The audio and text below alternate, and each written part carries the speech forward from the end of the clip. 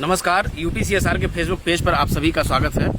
साथियों, जैसा कि आप देख रहे हैं कि कई जगहों पे गन्ने में चोटी बेधक कीट का प्रकोप देखा जा रहा है, तो आज हम उसी पे चर्चा करेंगे। हम लोग खेत में यहाँ पे एक जगह ये देखिए, ये चोटी बेधक कीट का प्रकोप दिखाई भी पड़ रहा है। इस पर हम थोड़ी सी चर्चा करेंगे। आज हमारे साथ हैं डॉक्टर सुरेश प्रताप सिंह, जो कि पादप रोग वैज्ञानिक हैं, श्रीमती नीलमपुरी जी हैं, जो कि कीट वैज्ञानिक हैं। हमारे साथ चीनी मिल रोजा के गन्ना प्रबंधक हैं रविंदर जी।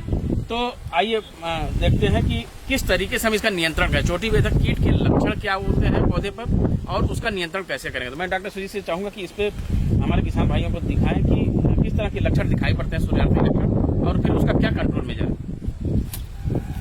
नमस्कार किसान भाई, क्योंकि अभी चर्चा बहुत ही अच्छा है और ये चर्चा इस समय किसान भाइयों के लिए बहुत ही उपयोगी सिद्ध होगा। वर्तमान परिवेश में इस समय तापमान 40 डिग्री सेंटीग्रेड इस समय आ रहा है और इस टेम्परेचर पे जो बेधक कीट हैं, चाहे वो अर्ली सूट बोरर हो या टॉप बोरर हो या जड़ बेधक, ये तीनों बेधक कीट बहुत ही सक्रिय हो गए हैं। क्योंकि चोटी बेधक की हम बात करें, क्योंकि पश्चिमी उत्तर प्रदेश में चोटी बेधक की बहुतायत मात्रा में हमें इस समय प्रकोप आने की सूचना मिल रही है। और इस चोटी बेधक को कैसे पहचानेंगे और कैसे इस पे नियंत्रण कर पाएंगे, हम लोग इसकी चर्चा करेंगे। सर्वप्रथम चोटी बेधक का प्रथम जो चक्र था, प्रथम पीढ़ी थी, वो समाप्त हो गया। अब ये द्वितीय पीढ़ी स्टार्ट हो रहा है। द्वितीय पीढ़ी मई के सेकेंड वीक से स्टार्ट हो जाएगा। उसके बाद तीसरी पीढ़ी स्टार्ट होगा, फिर चौथी पीढ़ी। अभी हम द्वितीय और दूसरा और तीसरे पीढ़ी के कंट्रोल की बात करेंगे। शुरुआती अवस्था में लक्षण कैसे आते हैं किसान भाई, इसको समझें। फिर इसके कौन कौन से कीटनाशक उपयुक्त हैं इसके नियंत्रण के लिए, उसकी चर्चा करेंगे। सबसे वर्तमान परिवेश में आप देखेंगे किसान भाई, पत्तियों के मध्य सिरा पे एक इस तरह की लाइन दिखाई देती है। अभी इसमें नहीं दिखाई दे रहा क्योंकि वो चरण खत्म हो गया है। इस तरह की लाइन अगर दिखाई देती है लाल कलर की, तो ये चोटी बेधक के प्रथम पीढ़ी का लक्षण था, जो कि समयांतर आने के बाद खत्म हो गया। और ये लाइन तभी दिखाई देती है जब इसके मध्य सिरा के निचले हिस्से पे नारंगी रंग के रुई के आकार के इसके जो अंड समूह पाए जाते हैं, इसमें से अंडे होते हैं और इन अंडों में से लार्वा निकलने के बाद यहाँ पे बैठते हैं और ये लार्वा मध्य सिरा के अंदर बेध के अंदर चले जाते हैं और अंदर ही अंदर नीचे लाइन की तरफ से मूव करके और ये इसकी कोमल पत्ती के अंदर चले जाते हैं। उसके बाद क्या होता है, इसके अंदर की जो कोमल पत्ती होती है उसको छेद करते हैं, समानांतर छेद कर देते हैं। आप समानांतर छेद कर देते हैं और जब पत्ती ऊपर बाहर से निकलती है तो आपको दिखाई देगा कि इसमें से छर्रे जैसे गोल गोल छेद दिखाई देंगे और पौधे का ये मिर्चार पौधा बिल्कुल बन जाएगा। और ये टॉप बोरर का डेड हर्ड पौधा होता है। और इस कंडीशन में किसान भाई इसको पहचान के पुष्टि कर लें, क्योंकि बहुत सारे किसान भाई इसको पोका बोइंग भी समझ लेते हैं। बहुत सारे ऐसे किसान भाई यदि इसको अर्ली सूट बोरर समझते हैं, भूल करते हैं, तो अर्ली सूट बोरर ये नहीं है। चोटी बेधक के ये प्रमुख लक्षण होते हैं, जो कि बीज की कोमल पत्ती में छोटे छोटे छर्रे के निशान जैसे चित्र दिखाई देते हैं। ये प्रमुख लक्षण है चोटी बेधक के। इसको देख के किसान भाई बहुत आसानी से पहचान सकता है। पहचानने के बाद इसके नियंत्रण की तरफ जाना चाहिए। अब मैं नियंत्रण की बात करता हूं तो इसके व्यवहारिक नियंत्रण और मैकेनिकल कंट्रोल की मैं बात करूं। मैकेनिकल कंट्रोल में इस मृतसार पौधे को शुरुआती अवस्था में इस मदर सूट को किसी पतली खुरपी से, जैसा मैं किसान भाइयों को डेमो करके दिखा रहा हूं, पतली खुरपी ये थोड़ी चौड़ी है, पतली खुरपी से इस मदर सूट को हम जमीन की सतह से इस तरह से काट देंगे। अब किसान भाई देखें, काटने के बाद ये जो डेड हर्ड पौधा था, मिर्चार पौधा था, ये आपके हाथों में आ जाएगा। लार्वा इसके अंदर होती है, लार्वा के साथ साथ या प्यूपा इसके अंदर होगी। पूरे खेत से इसको निकाल के चारे में प्रयुक्त कर लेंगे या इसको नष्ट कर देंगे। ऐसा करने से मैकेनिकल कंट्रोल के माध्यम से चोटी बेधक का प्रथम नियंत्रण हम बड़ी आसानी से बिना किसी कीटनाशक का प्रसार, बिना किसी कीटनाशक को डाले हम बचाव कर सकते हैं।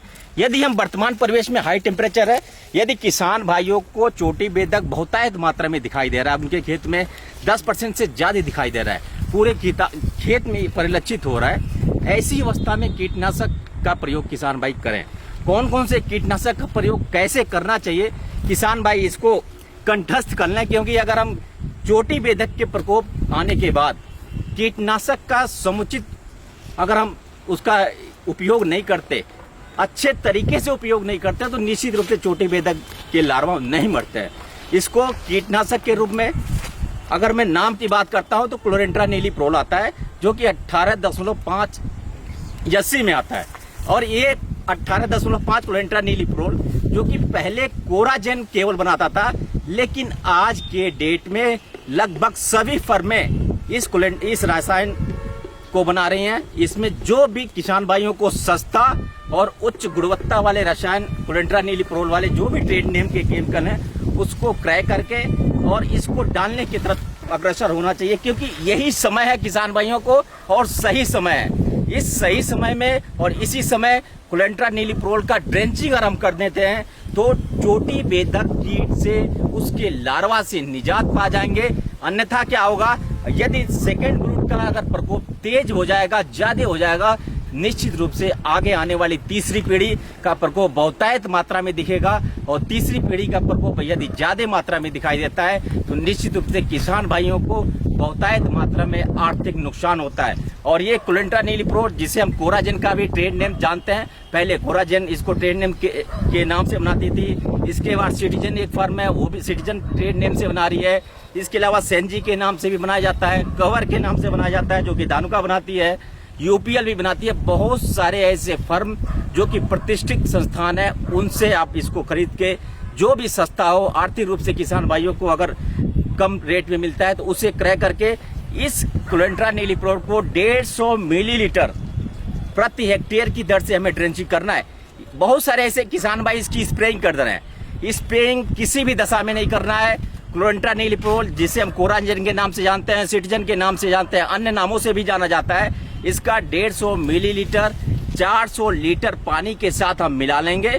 और मिलाने के बाद जड़ों के पास, मैं बता दूं कहां पे, आपको डेमो के साथ बता दे रहा हूं, ये जो हमारा पौधा है यहाँ पे जड़ों के पास हमें नैपजक जो स्प्रेयर है उसके नोजल को लूज कर लेंगे और एक पतली धार गिराते हुए जाएंगे।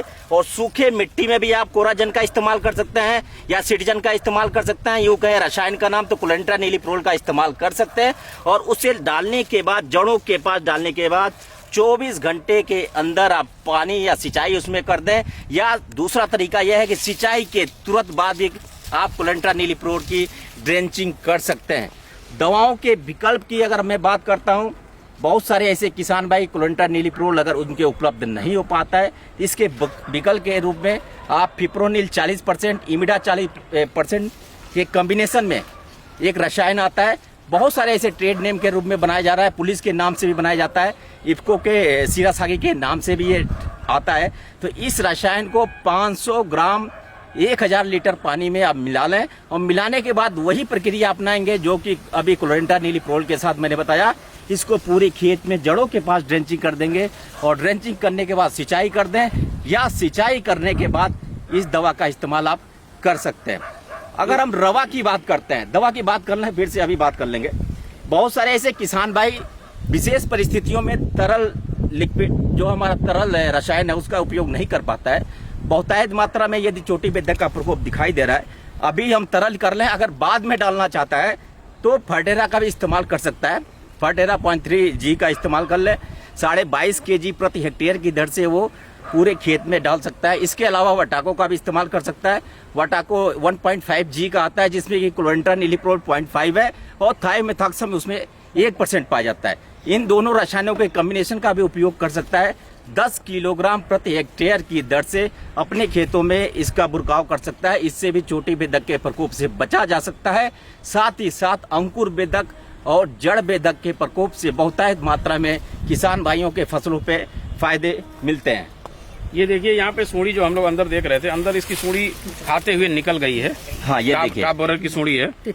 अभी उस चीज को जो पौधे के मृतसार पौधे को मैंने निकाला था, डेड हर्ट जो निकाला था और काट के इसमें से ये सूढ़ी निकल के प्यूपा बनी होगी। ये प्रथम पीढ़ी का था। प्यूपा बनने के बाद उसमें तितली बन गई और तितली बनने के बाद पूरे खेत में निकल गई होगी। किसान भाइयों को तितली की पहचान में बता दूं, क्योंकि इस समय सेकेंड ब्रूड के द्वितीय पीढ़ी के तितली बहुतायत मात्रा में किसान भाइयों के फील्ड पे दिखाई दे रहा है। और किसान भाइयों पे ये तितली की जो रंग होती है, चाहे वो मेल हो या फीमेल, नर और मादा की मैं बात कर दूं, तो ये सिल्वर रंग की चमकती हुई बिल्कुल दिखाई देगी। खास तौर से सुबह की बेला में 8 बजे के पहले जब किसान भाई अपने खेतों में घूमता है या 6 बजे के बाद घूमता है, तो सिल्वर रंग के चमकती हुई चांदी के ये रंग के ये मेल और फीमेल सलब दिखाई देते हैं, इसके एडल्ट दिखाई देते हैं। ऐसी अवस्था में उसको भी मारने का इंतजाम करना चाहिए। ऐसा नहीं कि हमें केवल सूंडी को मारें, सूंडी के साथ साथ किसान भाइयों को इंटीग्रेटेड अप्रोच अपनाना है। इंटीग्रेटेड अप्रोच के कहने का तात्पर्य हमारे किसान भाई व्यवहारिक भाषा में समझ लें। यदि तितली दिखाई दे रही है तो तितली को हाथ से मसल के मार सकता है, या तितली को व्यवहारिक रूप से किसी रसायन का स्प्रे करके भी हम उन तितली को मार सकते हैं। जैसे कि इमिडाक्लोरपिड 17.8 SL का भी हम इस्तेमाल कर सकते हैं। इसकी मात्रा की बात करें 200 मिलीलीटर प्रति हेक्टेयर की दर से भी इस्तेमाल कर सकते हैं, और इसको सुबह की बेला में इस्तेमाल करेंगे जैसे कि तितली दिखाई दे। अगर तितली दिखाई दे रही है तभी हम स्प्रे करके उसको मार सकते हैं। दोपहर की बेला में स्प्रे करने से किसी भी तरह के फायदे नहीं होते हैं। और यदि अंडा भी दिखाई दे रहा है, अगर तितली दिखाई दे रही है तो अंडे भी निश्चित रूप से अंडे भी कहीं न कहीं दिखाई देते हैं। और ये अंडे कहाँ होते हैं? पत्तियों के निचले हिस्से पे, ये जो मध्य सिरा है, मध्य सिरा के समानांतर रुई के आकार के नारंगी रंग के रुई में ढके रहते हैं, और उसके अंदर जो होते हैं चोटी बेधक के जो अंडे हैं, लगभग 250 की संख्या में अंडे पाए जाते हैं। और ये अंडे समूह कम से कम एक पत्तियों पे 6-7 की संख्या में हो सकता है। ऐसे पत्तियों पे जो अंडे दिखाई देते हैं, उन पत्तियों को अंडे सहित किसान भाइयों को ऐसे तोड़ लेना चाहिए। तोड़ने के बाद इसको बाहर नष्ट कर दे। ऐसा करने से फायदा क्या होगा? इन पत्तियों पे यदि अंड समूह दिखाई दे रहा है और एक अंड समूह में 250 अंडे हैं, यदि 4 अंडे समूह है तो 1000 अंडे इस पे पाए जाएंगे। और 1000 अंडे यदि नियोनेट लार्वा के माध्यम से लार्वा के रूप में परिवर्तित हो जाता है तो किसान भाइयों के पौधे पे बहुतायत मात्रा में इसका प्रकोप आ जाएगा और ज्यादा से ज्यादा नुकसान होता है। सबसे बेहद और आसान तरीका है, जब अंडे की स्थिति आती है, उस अंडे की स्थिति में आने से पहले उन पत्तियों को अपने खेत से नुकसान से बचने के लिए तोड़ के नष्ट कर देना चाहिए, चारे में प्रयुक्त कर देना चाहिए। ऐसा करने से अंडे वाली स्टेज से भी हम बचाव कर लेंगे, तितली वाले स्टेज से भी बचाव कर सकते हैं, और लार्वा वाले स्टेज से भी बचाव कर सकते हैं। एक और मैं बायोलॉजिकल और व्यवहारिक तकनीकी में बताता हूँ, फेरोमोन ट्रैप। किसान भाई बहुतायत मात्रा में पश्चिमी उत्तर प्रदेश के किसान भाई जो कि जागरूक किसान भाई हैं, वो इस समय फेरोमोन ट्रैप का उपयोग बहुतायत मात्रा में करते हैं। इसका उपयोग करने से क्या होता है, थोड़ा सा चर्चा मैं कर दूं। मेल सलब और फीमेल सलब, नर और मादा जो होती हैं, मादा का काम होता है एक लाइन करना, मेल का क्या काम होता है मेटिंग करना। ऐसी अवस्था में इन मेटिंग प्रोसेस को हमें अवरुद्ध कर देना है। कैसे करेंगे? फेरोमोन ट्रैप जो कि चोटी बेधक के ल्यूर के माध्यम से आता है। ल्यूर एक रसायन होता है, और ये वही रसायन है जो कि मादा मेटिंग के समय जो कि फीमेल वर्जिन फीमेल होती है, उनके शरीर से एक खुशबू आती है। और ये खुशबू वैज्ञानिकों ने आर्टिफिशियल रूप से तैयार करके, उसे केमिकल तैयार करके उसे ल्यूर के माध्यम से बनाया, और चोटी बेधक का जो ल्यूर होता है उस फेरोमोन ट्रैप में नीचे लगा देते हैं। ऐसा लगाने से फायदा क्या होगा?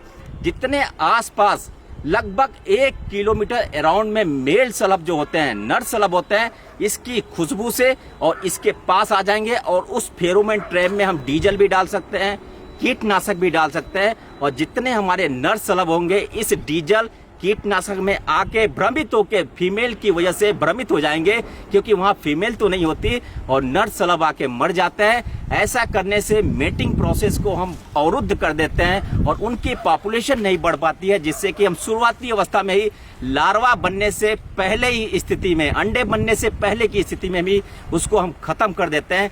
ऐसा करने से हम हर स्टेज पे यदि हम इंटीग्रेटेड अप्रोच के साथ काम करेंगे तो निश्चित रूप से हम चोटी बेधक पे हम कंट्रोल कर सकते हैं।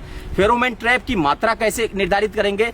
तो इसकी मात्रा की मैं बात करता हूं, 1 एकड़ में 10 फेरोमोन ट्रैप लगाते हैं, लगभग 20 से 30 मीटर की डिस्टेंस पे। अगर 1 एकड़ का खेत है तो 20 से 30 मीटर की डिस्टेंस पे 10 फेरोमोन ट्रैप को आप अपने खेतों में लगा दीजिए। इसके अलावा किसान भाई, बहुत सारे ऐसे जागरूक किसान भाई हैं जो कि लाइट ट्रैप का भी इस्तेमाल कर रहे हैं। लाइट ट्रैप भी एक लाभदायक साधन है जो कि मेल सलब और नर और मादा सलब को मारने का काम करता है। इसमें कोई मेल या फीमेल आकर्षित नहीं होता है, इसमें दोनों कीट आकर्षित होते हैं। और ये लाइट ट्रैप का इस्तेमाल करके भी हम अपने जो कि नर और मादा शलभ को से बचाव कर सकते हैं और तितली की संख्या बहुतायत मात्रा में कम हो जाती है। इसलिए किसान भाइयों से सलाह है, इस समय फेरोमोन ट्रैप का भी इस्तेमाल अपने खेतों में करेंगे। ट्राइको कार्ड की चर्चा छूट रही थी, अभी ट्राइको कार्ड उत्तर प्रदेश गन्ना शोध परिषद शाहजहांपुर पे या मुजफ्फरनगर में या सेवरही संस्थान कुशीनगर में भी उपलब्ध है। इस ट्राइको कार्ड का इस्तेमाल करके चोटी बेधक के अंडे को खत्म कर सकते हैं। कैसे खत्म करते हैं? ट्राइको कार्ड का जो कि हम ट्राइकोग्रामा जापानिकम होता है, ये चोटी बेधक के अंडे को परजीवीकृत कर देता है। योग किसान भाई समझे, बहुत ही आसान तरीके से उन अंडे को ये परजीवीकृत करके खत्म कर देता है, खा लेता है। ऐसी अवस्था में क्या होगा कि जो चोटी बेधक के अंडे से चोटी बेधक के लार्वा बनने वाले थे, उन चोटी बेधक के अंडे से चोटी बेधक का लार्वा नहीं बनेगा, उससे मित्र कीट पैदा हो जाएंगे। जब किसान भाइयों के खेत में मित्र कीट पैदा हो जाएंगे तो निश्चित रूप से चोटी बेधक का जो पॉपुलेशन होगा बहुतायत मात्रा में कम हो जाएगा। तो किसान भाई इंटीग्रेटेड समेकित कीट प्रबंधन के माध्यम से चोटी बेधक को नियंत्रण करने का काम करेंगे। जैसे कि शुरुआत में मैंने रसायन की भी बात कर लिया, बायोलॉजिकल की भी बात कर लिया, इसके अलावा मैकेनिकल कंट्रोल की भी मैंने बात किया और व्यवहारिक कंट्रोल फेरोमोन ट्रैप की भी बात किया। इन सारे जितने भी नियंत्रण विधियां हैं उनका उपयोग करके चोटी बेधक के प्रकोप से बहुत ही आसान तरीके से बच सकते हैं। अंकुर बेधक की मैं बात करूं, अंकुर बेधक के लक्षण भी यहाँ दिखाई दे रहा है। मैं कैमरामैन से कहूंगा कि अंकुर यहाँ बहुत ही अच्छा सिम्टम यहाँ पे है। अंकुर बेधक के लक्षण को किसान भाई पहचान लें। अंकुर बेधक के लक्षण देखिए, बीज की जो पत्ती होती है, यह बीज की कोमल पत्ती ये सूख जाती है और जैसे हम इसको खींच के निकालते हैं, ये खींच के निकालने के बाद ये आसानी से ऊपर आ जाती है और नीचे सड़ जाता है और सड़ने के बाद बदबू आती है, सिरके जैसे भी महक आती है। ऐसी अवस्था में यदि बीज की पत्ती सूख जा रही है, ये अंकुर बेधक के लक्षण होता है। अंकुर बेधक के लक्षण से भी बचने के लिए इसको पतली खुरपी से काट के शुरुआती अवस्था में हम खत्म कर सकते हैं। जैसे कि मैं अब देखिए, मैं इस मदर सूट को मैंने काट दिया, इस पौधे को निकाल देंगे तो इसके अंदर जो लार्वी है, लार्वा भी आ गया, इसे हम खत्म कर देंगे, चारे में उपयुक्त कर लेंगे। और सिंचाई करने के बाद यहाँ पे हम यूरिया डाल दें। यूरिया डालने से फायदा क्या होगा? जो मदर सूट मैंने काटा है, यहाँ से कल्लों का विकास बहुत तेजी से होगा और एक कल्ले की जगह पे बहुतायत मात्रा में 4 से 5 कल्ले उसमें आ जाएंगे और गन्नों की संख्या भी बढ़ जाती है। इसके नियंत्रण की अगर मैं बात करूं किसान भाइयों को, तो चोटी बेधक के नियंत्रण के लिए जो हम इस समय कोराजन का इस्तेमाल कर रहे हैं, क्लोरिनेटेड मिलीप्रोल की बात करें, सेम रसायन, वही रसायन हम उसी तरीके से अगर हम कर दें तो अंकुर बेधक से भी हम बचाव कर सकते हैं, साथ ही साथ जड़ बेधक से भी बचाव कर लेंगे और चोटी बेधक का प्रकोप भी बहुतायत मात्रा में कम हो जाता है। तो ये देखिए पूरी बात रही आज जो चोटी बेधक कीट जो चीनी मिल क्षेत्रों में, काफी चीनी मिल क्षेत्रों में ये बढ़ रहा है। तो चोटी बेधक कीट के नियंत्रण की बात जो है, चाहे वो बायोलॉजिकल कंट्रोल की बात हो, चाहे मैकेनिकल कंट्रोल की बात हो, चाहे केमिकल कंट्रोल की बात हो, सभी के बारे में विस्तार से चर्चा हुई। हम आपसे अनुरोध करेंगे कि समेकित प्रबंध आप करें ताकि चोटी बेधक कीट से आप बचाव कर सकें। हम समय समय पर आपको अपडेट करते रहेंगे। इस कार्यक्रम के माध्यम से मैं बताना चाहता हूं चीनी मिलों को और अपने जो गन्ना विकास परिषद के लोग हैं कि उत्तर प्रदेश गन्ना शोध परिषद शाहजहांपुर में ये ट्राइको कार्ड मिल रहा है, मुजफ्फरनगर में मिल रहा है, सेवरही में मिल रहा है। आप वहां पे अपनी डिमांड दे करके वहां से आप प्राप्त कर सकते हैं। आज के लिए बस इतना ही, अगली बार पुनः मिलेंगे, तब तक के लिए नमस्कार।